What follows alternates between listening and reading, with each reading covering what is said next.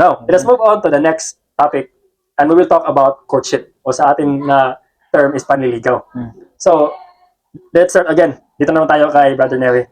Ano pa ba yung courtship or panliligaw sa'yo? O paano pa ba ito nangyayari? Para sa akin, no, na kapag tinatawag na manligaw ka, kailangan talaga na maging tapat ka na sa taong nililigawan mo at saka may effort din para mapakita mo sa isang tao na mahalaga siya sa'yo. Kailangan talaga may mabisita ka sila ha, may effort ka nga, bisag mo sa kalayo, pag kinahanglan yun nga mo, muadto juga para lang makita sa iya ha, na importante siya sa imo ha. Una nga ako ang fan. Yes, doon napaka classical yung approach ni Brother Neri na kung may nililigawan ka, dapat puntahan mo sa kanilang bahay, no? Yan yung practice ng mga natin sinaunang mga tao. Dapat din, yan din dapat yung mga ginagawa natin pag may nililigawan tayo. Kasi doon natin makikita na ang isang lalaki talagang in love sa babae. Oo, may commitment siya kasi nga nag-e-effort siya. Dito naman tayo kay Brother Nico. Para sa kuwang kanang panliligaw, kanang kailangan talaga yung paghihintay, pagtiis.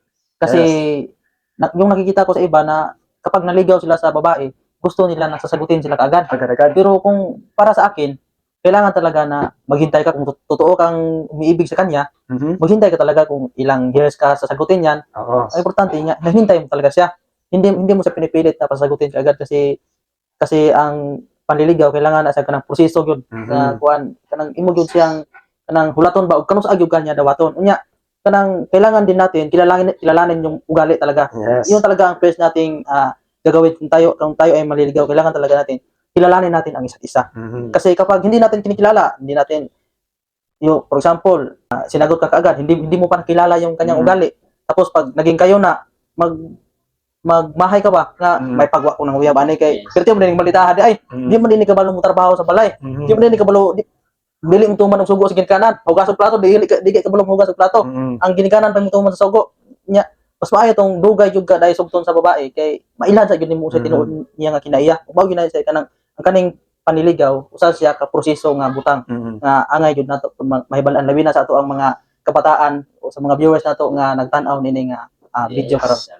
Okay, so sa aking pagkakakuha sa yung sagot mo na kasi yung courtship is yan na yung commitment mo na gusto mo i-pursue yung babae na magiging makasama mo sa habang buhay kasi yan yung goal, di ba? Courtship and then leads to marriage. Now, napakaganda ng punto mo kasi in that process, in that stage, diyan mo nalalaman yung character ng babae. Paano siya sa bahay nila, siya sa mga magulang niya, and even sa kanyang character, di ba? Paano siya mag-treat sa kanyang parents at sa ibang tao. And then, dun mo din nalalaman if that woman is really fit for you. And then, those time din, is dun yung nabibuild yung foundation mo. Especially with that woman na kinakort mo. Kasi dun mo siya nakilala that time, no? That process. Yes. So, when you are, pag sasabihin niya na niyang oo, hindi, napakaganda ng foundation na nabuild mo during those times because nalalaman mo na kung sino talaga siya. May matutag ka pa ba, Brother Neri? Sige. Okay na yan. So yun talaga yung courtship, no? It involves respect, no? Loyalty. Kasi nga, you decide to court that woman, so kailangan mo talagang mag-antay. No? Kailangan mo to be in that process. And I like that term na sinabi mo na, kasi yung panahon ngayon, gusto natin agad-agad andyan na. Gusto natin sa panahon na nag-court tayo, agad-agad sasagutin tayo.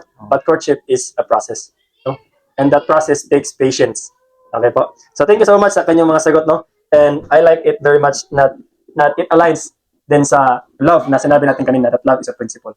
Like, because sometimes madi-discourage tayo sa ating panliligaw kasi matagal pa, di ba? But we choose to love that person, we choose to be patient.